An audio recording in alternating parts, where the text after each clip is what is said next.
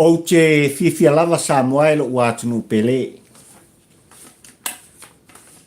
E o folofa ma o fatalo fatu. O wafo i le tapua inga e mai se fo i o lausila mai moa. Il tapor kalame sa fai pea. Le nei ua to e amataina ua lava le au unanga ma le tautuanga Samoa ia. O motu ngā afa whaatampo ua ai le polako. A vea ili nei avanoa Samoa le atunu ue pele i lo ufatu. O te o falofa ma o fata alofa tuai. Malo le falau mnuia, malo le pale, malo le tauata, malo le malanga Samoa. Aso mua le nei. O le masina lona lua fe puali, o le tausanga lua fe lua sumaldo. Le nei o tātou wheloa i manu, ai le upu e o mala. Le nei o tātou wheloa i luma onu, ai le o tua onu. Whamalo le tāpua ai, whaaftai tālo. Samoa le atunu pele, alo maia. O le awa unanga le nei a papali i, fio i waa ta ula mo le lua. Le tampo ua ai le polako. O motu ngā afa ma mawhauwhaunga. O se langona. O ni manatu. O le tūmusu. E moli ta i atuai i lau tāpua i whawhauwhaunga o e le atunu ue pele i lo whataua.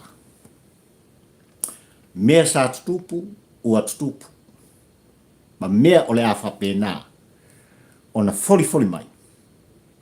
O le atutupu i le nei tausanga. Malua. Afio mai a. Tala mai au.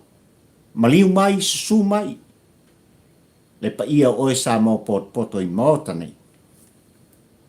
Tosol ta fala. Se i mori ta iatu ma awa tu. Au mai. Se whato whala inga. O le moe o se whautautaka. O mea ua vaia i mata. Ia ua lava le tāpua i whawhungwhonga o e Samoa le atunu ue pele i lo whatauwa. Foi le vi inga i le atua o Sapota. Ua toe taliu mai i le whainga malanga. Ua toe taulu mai au te aroa po au kilani le ai o wholaunga. E masani ona mori ta ia tuai. Le tufo no maltata longo pari. Fa mas fau o walava. Lau ta pua i fa fonga oe le atunu pele. Yo.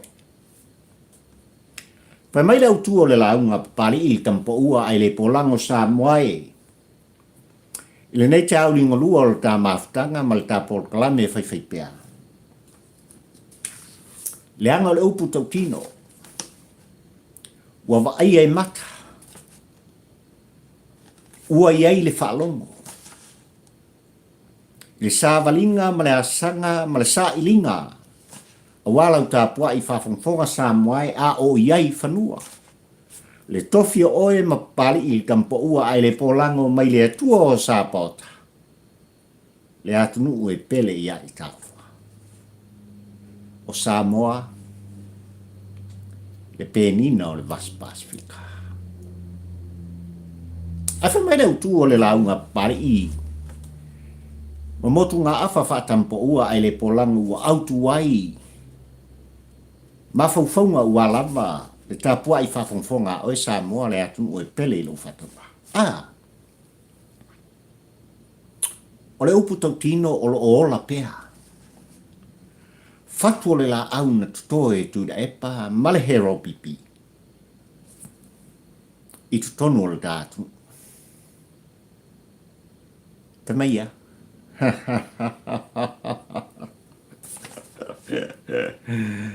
Whai mai o lo o ola pea. le fatu na tutoina. E tuila epa sa I lele malie le ngaoi.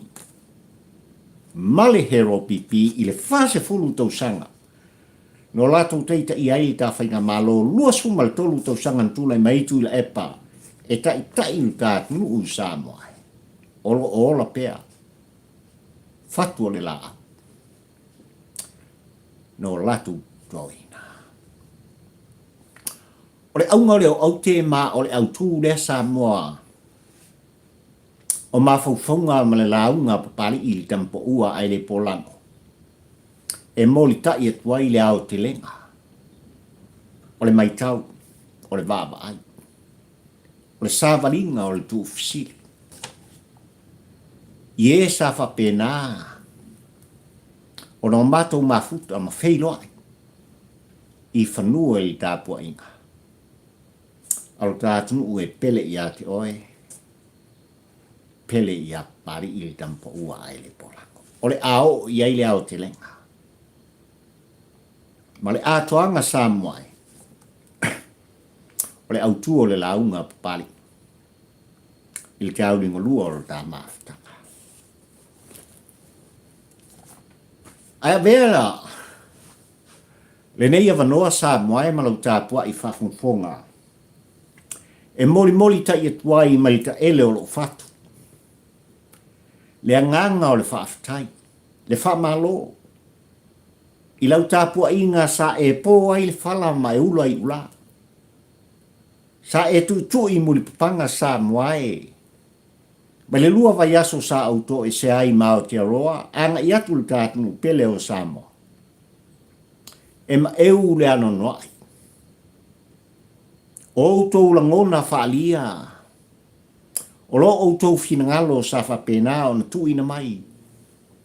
Sa tautai ai, le whainga malanga le whatau waa ma le au auna. O lo o pese le ngana ma le upu o wā le tāpua I whafungfonga oe lo watunu pele. Whaafitai tele. Mai lava I aso na utu ai au te aroa ma le malai ma lele whaavao malo I au kilani Samoai. O le upu tau tino o papari I tampo ua ai le polango. Ua se talinga I fi whalongo. Ai, o la ngona na whapena o na tupua ai le paia ma le malu o Samoa. O le ngata ia I lātou sa o mātou malanga whaatasi.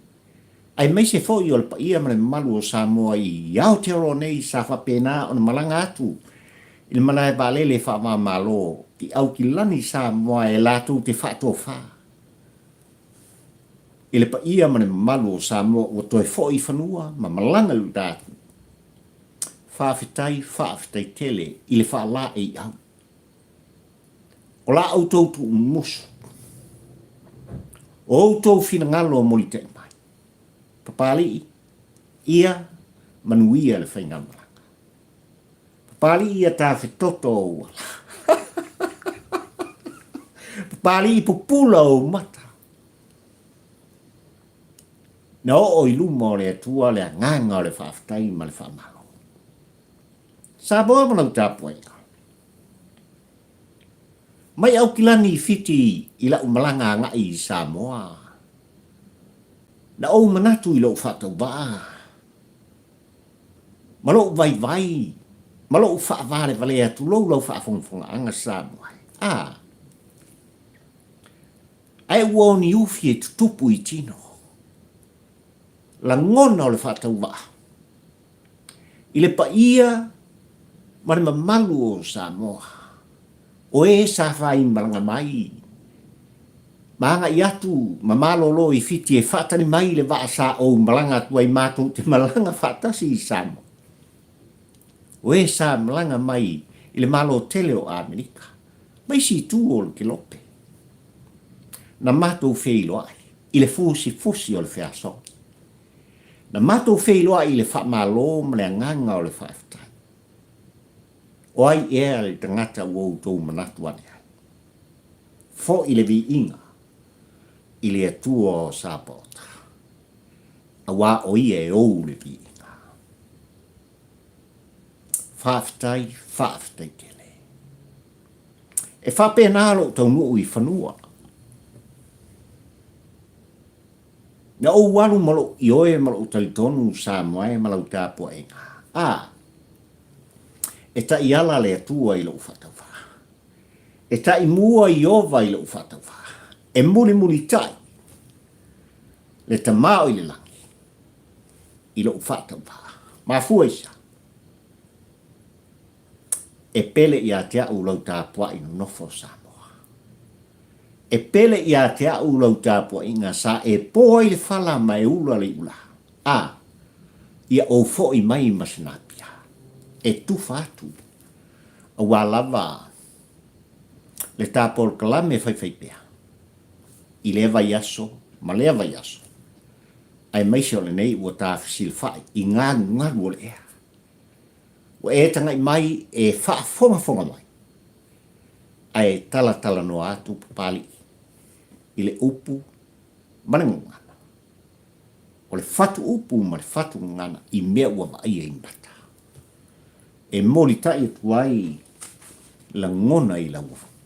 Tāpua I whaafitai tele. Na ofo I mai I le aso ana nafi. O lea fo I le tu musu. I le tāpua inga I whanua le whepo. Na ia pati ta oto. Ma mori tai mai I lo whatau waa le whaamamianga.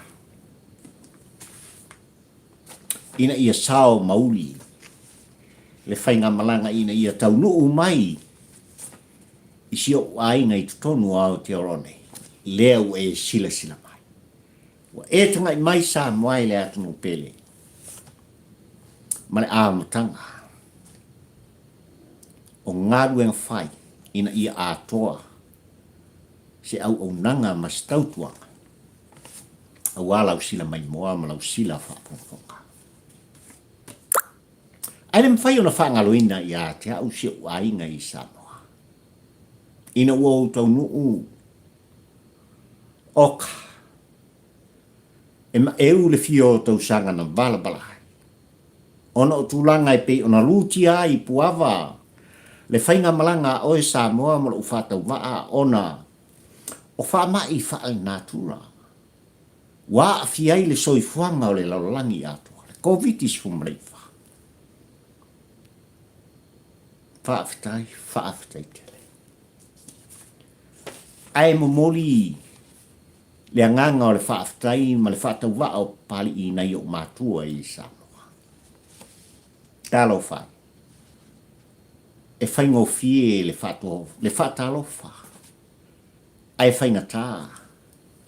Le whaato wha. Mafua isa. A wai tua. Ma tua le tā whainga langa Samoa. O le ala, o lo iai le mangao. O le ala o lo iai le ngata uongo. E whaasala bei I lo soifua ma lo wola whatawa. Ai mori le anganga o le whaafitai. Ina I o mātua I no mātou whelo hai. Talo whai I lau fionga le totori. Lau fionga tō whila. Po lau whetalainga. I seu toe tu ua. A walava. Le pa ia I le ainga taulangi. Ma le malu ia te oe falfitu I lau whitalinga moa. Whaafitai tele ua tātou wheloa. I o maurunga pēa. Le au inga o le masina. I lolo soi fua whalau. Ai mai se foi. O le tina le fionga I amuni. Le tau fia le tu ia. Whaafitai nei aso I tele. Tūlanga I pi on tātou māwhitai, ai mai se na I o ainga, o lawa I si o ainga I safa ato o le whanga. Wheiloa I le whaatalofa le whesusia I le whesongia. Eo, o winga I o le soifua. Ai ale pa ia mane mamalu o Samoa poto. Tofi whaale malo I a fionga I Minster. O whaululunga o mtanga luenga o le tātou. O ta malo. O ta matina. O so matua wha. Le pa ia o sa. se ua pati ua malie. Ua siva ma sa aleanga e whaingatā le tāpua inga i pulotu. O winga whaalia. O le Samoa e sa afi i so se mea. Whaaftai le anga le lei. E le mwhai o na whangaroina. Whaaftai e le tuu mumusu. Whaaftai le tausinga. Ua malieo, ua malie sao. Ua fo i mai i le whainga maranga pari i le tampo hua aere pola. Ua osa. Le vaau pari. Ia outou whaamanianga. I le tū maneanga. O whaamanianga li tausinga. O le whaamanianga li tū musu. Ai ala ta whainga malo. I whelo inga mafionga i minsta o le ta malo tuto tasi. O whaurulunga. O matanga luenga o le ta whainga malo, ma le ta malo tuto tasi. O le paia ma le malu i tupu matapani. O whaletua matausi. Sa o ao matamaitai i le malosi o le nuu i le au manga. E uota misia sa moa. Ai a paia i le au whaingalunga tutofi a le atua. Whaaftai tele. Whaaftai lau fionga le tamaita i sa. Sista Vitoria. Ele mwhangaloina. O whaamanuianga whaalangi o tauri meina ma o sapoina. O le tō musu i le ngana ma le whatu ngana. Ele moa. Ai mo le tāpua inga o e Samoa. Whaaftai tele. Momoli le anganga whaaftai o pali i lausunga i le li whaife au. Tausi mtanga nuenga. E kale si aso fitu o le toia fia mai. Fusi sa fata. Wale whaletua. Whaaftai te. I maafutanga pupu. Ai ua lava tao sol malanga pari. Il tu musu. Ale atua o sa pota e tau ala mai. I la auto ngā luenga whai. Whaamanuia le atua o sa pota le tino sili le mawhau ai a. Le anganga ua lama. Le atua molon finalo. Ma le ano noa i sa moai. O mea e fio iei. Le anganga o le whaaftai pari i le tampo ua ai le polango. Le anga e whaingatā lau tāpua. Ai whai mai ale au tua le launga pari i le tampo ua ai le polango. I le nei tai uri ngolua ma le aso mua. O februari lua afe lua suma le tolu. I lau tāpua i whaafonfonga ma lau sila mai moa sāpua. Olo ola pea. Fatu o le la auna tuto e tu la epa sa i lele malilengo. Male hero pipi. I le tele o mutanga luenga. Ma tangata whioa. O le tātunu ue pele i ati oe ma pari.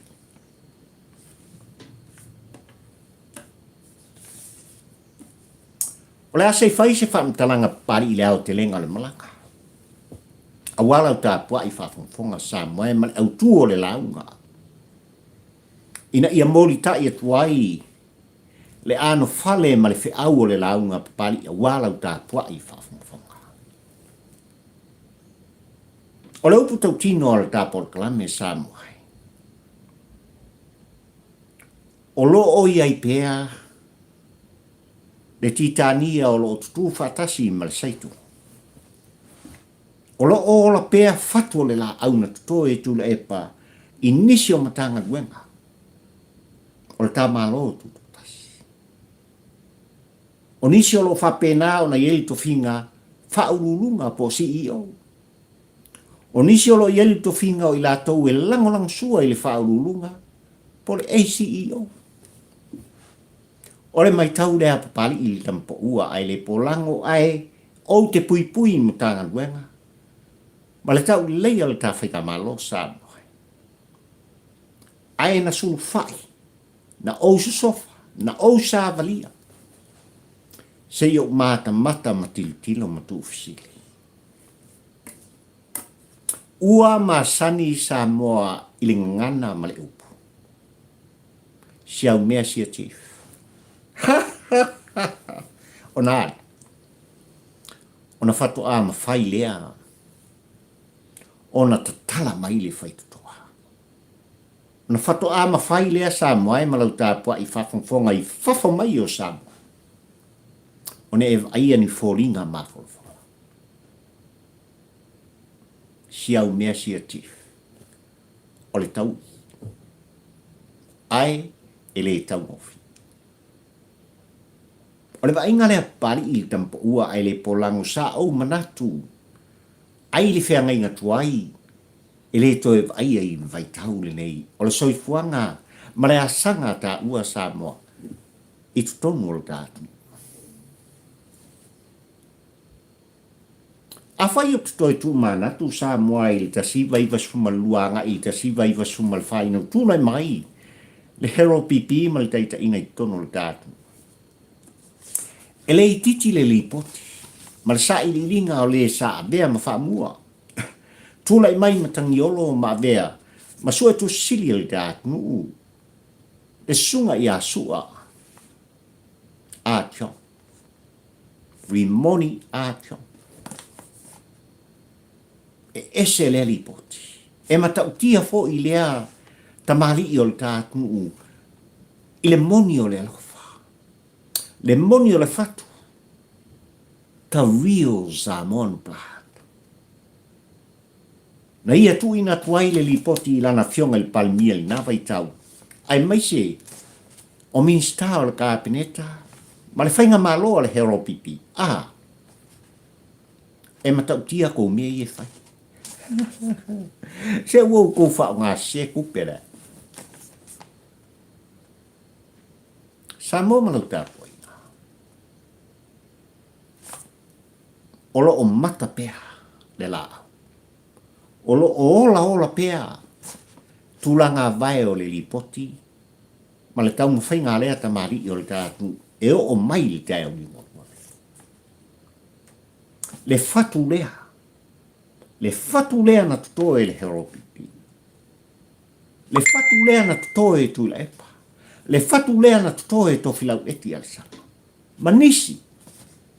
O le tau tinonga le nā le tāpolka. O lo o wa aia pēr. Wā le tai au liong rua le nei sāpoi. O le ase mai tau nunofo o e Samoa malau tāpoi.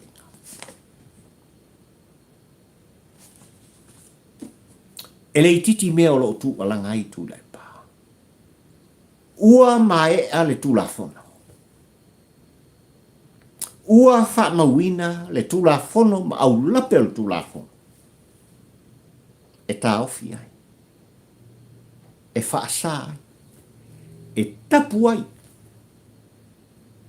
Tula epa i lon tu alanga i le tau wha leanga, le tau wha se. Le milo upu.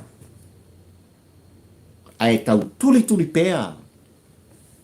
Ono la ngona sa moa i lau tāpua i whawhungfonga. Ona i le titi, e ano noa i mawhaurai. E tele, ma mawalunga, ma lau tele, le pū sa eli, o lo o tanu mai ai. Le ano noa i Samoa, o mea o le auto sila ma mai moa ai. I le lumanai. Le fatu lea. Na tua langa ai la na fionga le sa whapito i tono le moto fono o Samoa. Lele ua vea. O se la aunga ua no fale i uto finangalo mo uto. Le la aunga e whapena o no uto sapo.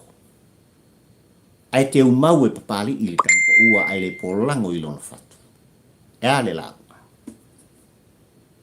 Le fatu lea sa uto toina. Ua ola matupu. E ao ona sei maha. Ua tino le sasa anga ma le mali lenga.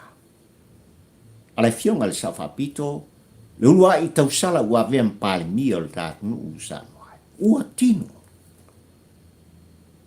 Ai i le mata ma le ai le tilo le sa ili le tuu fesilia papali ili tampo ua ai le pola. O lo o la pea fatu o le la au na se i e fia me. Ma le fatu tua i le atua Samoa o tasi Samoa. Il tapua inga i whanua. I tutono le tāku. I ngālu ang whai matofi o tutofi ai. Le pa ia ma le mamalu o tupu matamali i o Samoa. O lo i ai le au o nanga. I matanga nuenga o le tāku. Ma le tāwhenga. O le tau tinonga le apari i tampo ua ai le pola no Samoa.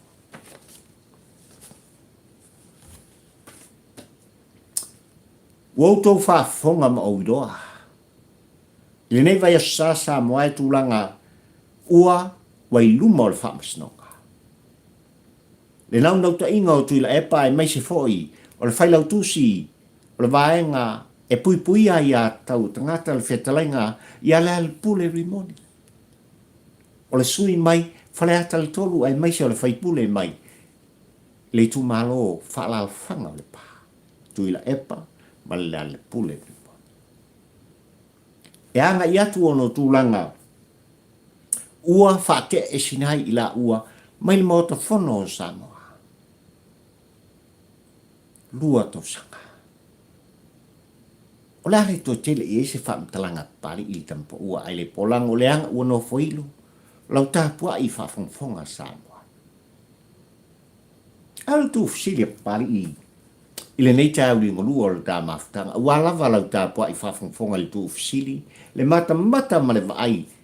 Le spulu ni maso na utu ua ai au te aroa mo Samoa. E leo solo muli le nau ta inga. O tuila epa ma le pule rimoni Samoa. O loo whape mai o loo whinau le ai ata. O loo whinau i tūlanga o le moni o alatu o inga. O loo whinau i tūlanga o loo whape mai o loo iai le whamahoni. I ola ua tangata. Ai mai se o tūlanga e pe o na umai e le whai unga le pan men malu o le tā. Whate e seina mai mau ta whono ma lusu wha. Masina i lau tā pua i whawhonga Samoa. Ta ilo. Ole tu fesili li nā pan i le tampo ua ai le pola. Ta ilo. Ma fuisa. Na tualanga tu ila e pai tūlanga mai e tā ua ai. Le whainga malo e filfilia. Ai ua whaamanuia i eile atua o sa pauta i taita inga ala na fionga le sa whapito fia me naomi ta afa malon au wa. Tu alanga tu ila epa ma whatu seina i lātou. I winga le mawhau ma tūlanga sa whapena o na taita i ai. E iri amin. Lona fo i atunu i tanga tauri i ukanta. Aisha. Aisha ua whatu sai e tu ila epa. Le nei vai tau ma le tai whainga malo sa e filfilia Samoa. Whapa ia ma whaamanui e le atua o sa pauta e kapiteni lu tātu. Ai sa tu lepa.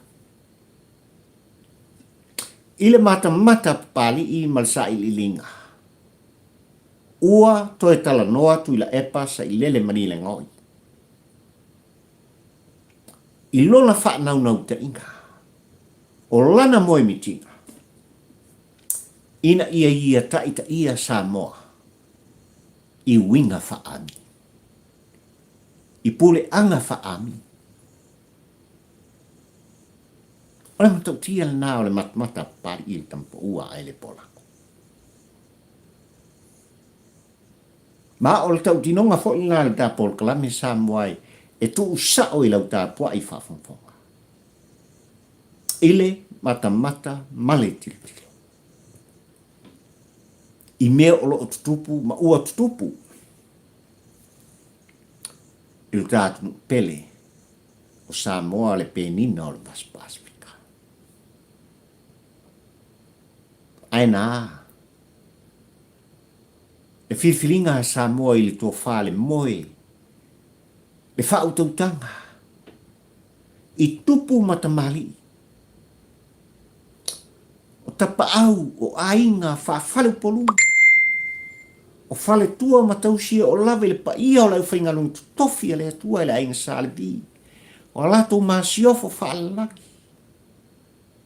Fionga i pātele. Tamaita i sā. O so se tō whinga. O le pa ia. Whale langi lo tātunu ui so se whatawhaitau langa sā moai. E o lava i se upito i titi o lautine. No lato suia. Tuila epa ma whaato ila roina. Ina ua tu umu musu i eile anganga o le atua. Samoa.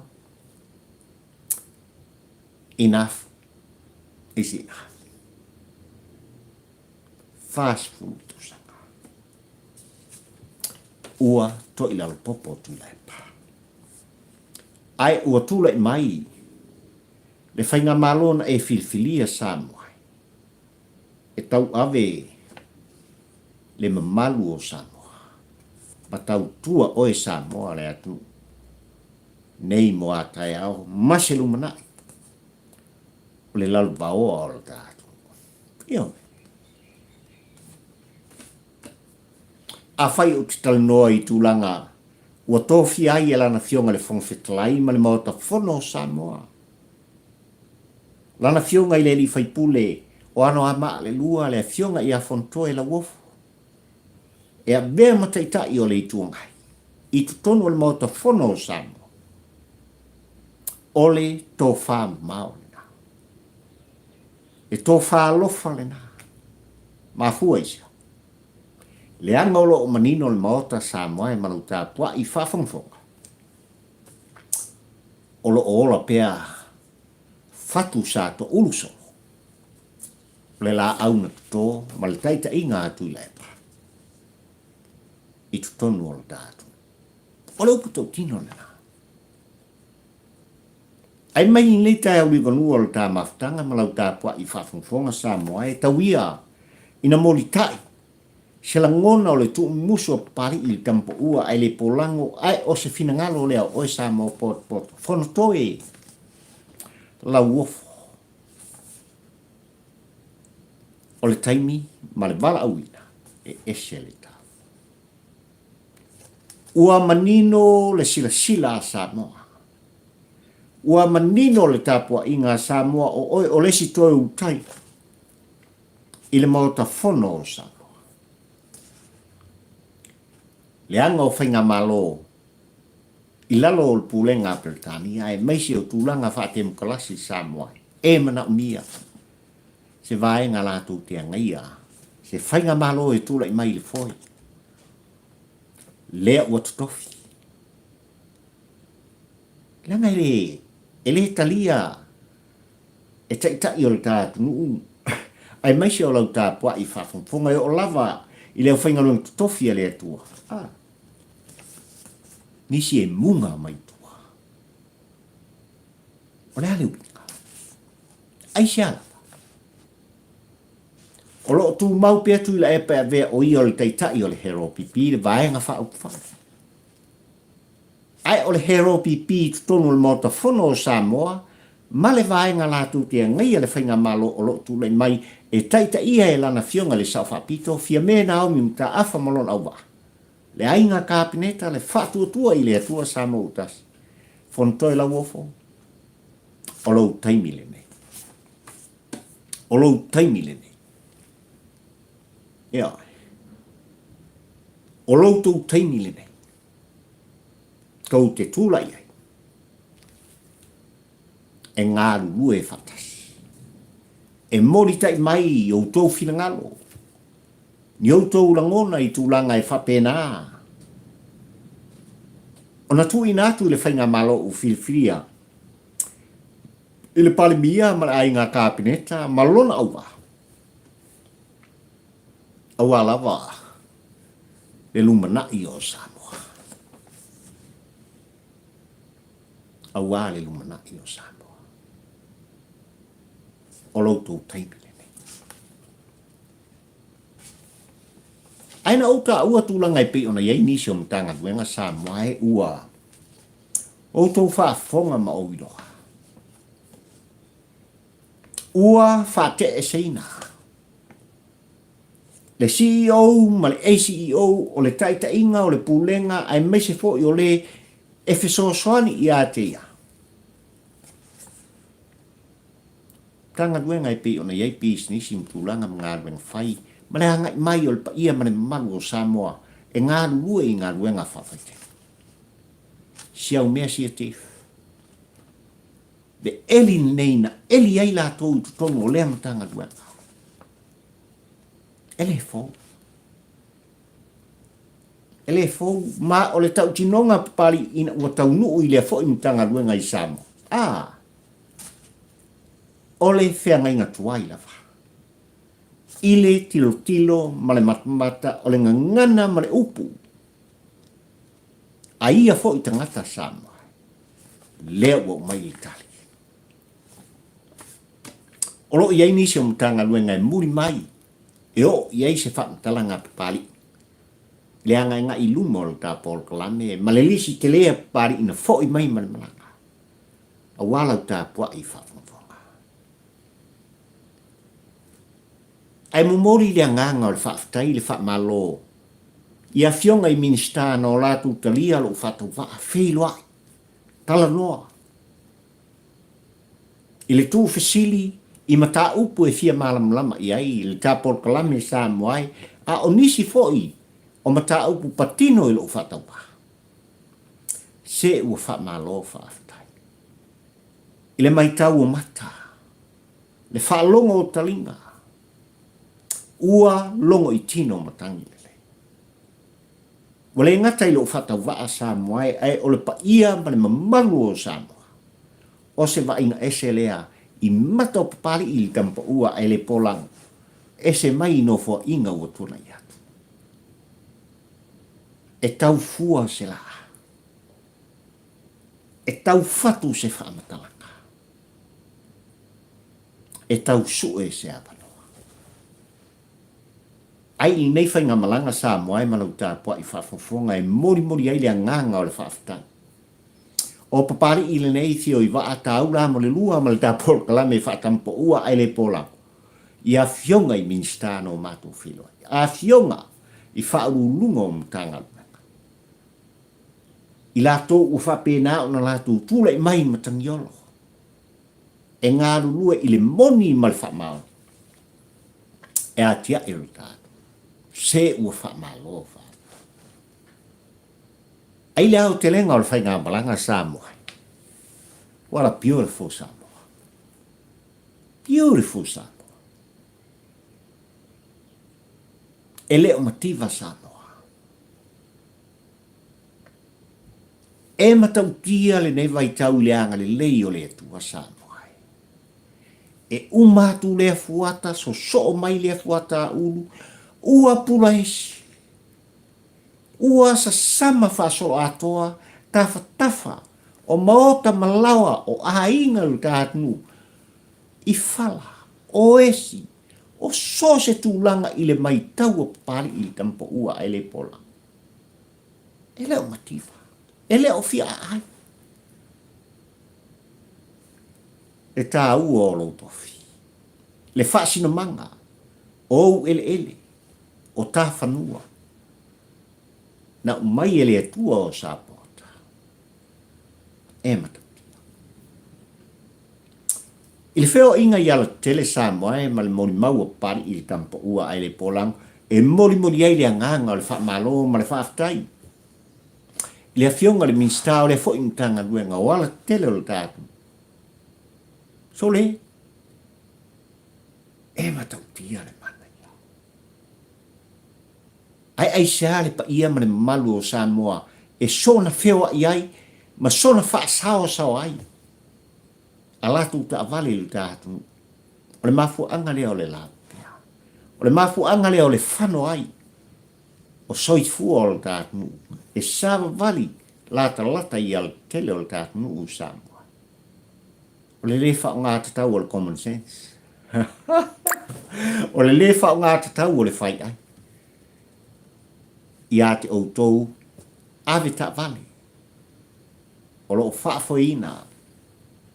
Le wheo inga o ta vale lunga o te tele o le tātu. Whai mari e, whai lemu. Le anga o outou o lo outou iai outou lima moutou au. Le soifua ma le ola o tangata e whea i outou ta vale.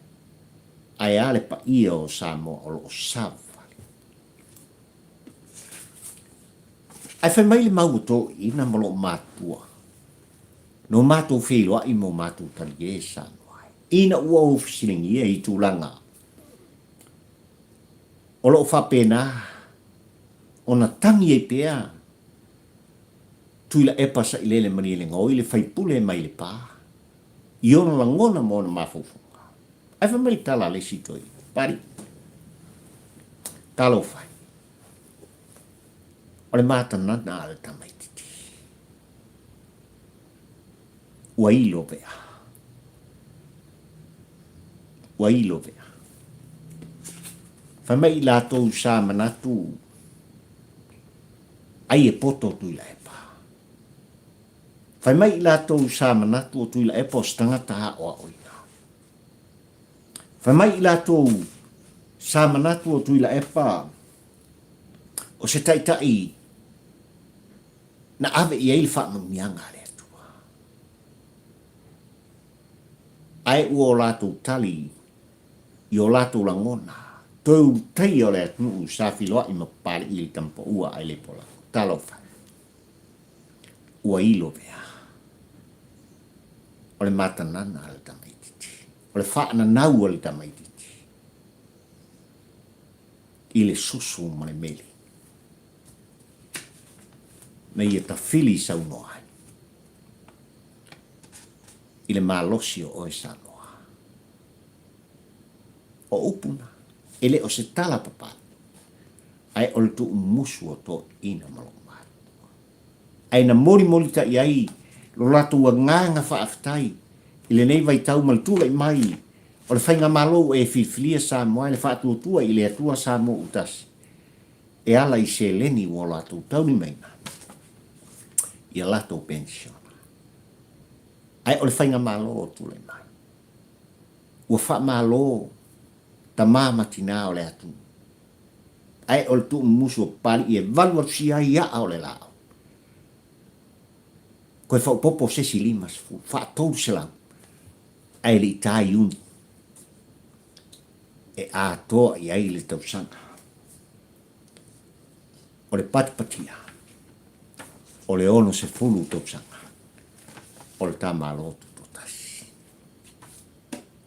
Whai mea le launga pari i tampo ua ai le polanga o Samoa. O lo ola pea. Fatu o le lao. Na toe tu la epa, male hero pipi. Ai o le tau tinonga le tampo ua ai le polanga. E au ona se iloha. Se inei ma ia se iloha.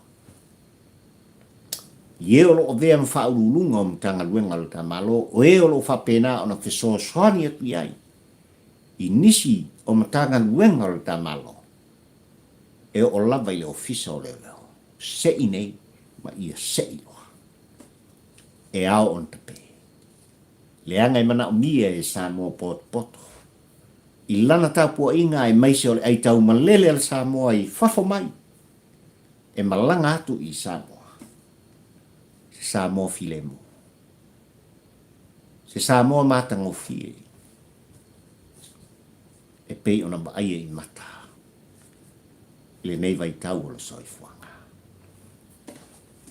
Ole tapor kalamil na Samoa ele watu pele o manatu e tala ai le bei. O la ngona mafaufongo le tilo le mata mata. Tulanga i pei ona yel malanga pari il tampo ua ai le polang il tatu pele o Samoa. Mana lau whaafonfong anga, mana lau tāpua inga. E so pea. Le tā wha solo.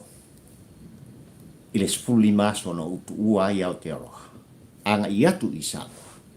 O walawa, le ano noa, o mean o fo i mai ma, e tu fatu, o wala u tāpua i whafonga. Ai mai tem nei, o la auto o wona nei. Pali i sio i wa a taura mo le lua le tampo ua ai le pola. Ka whiro i sasola. Soifua, mai e manuia lau tāpua i whafonga sa.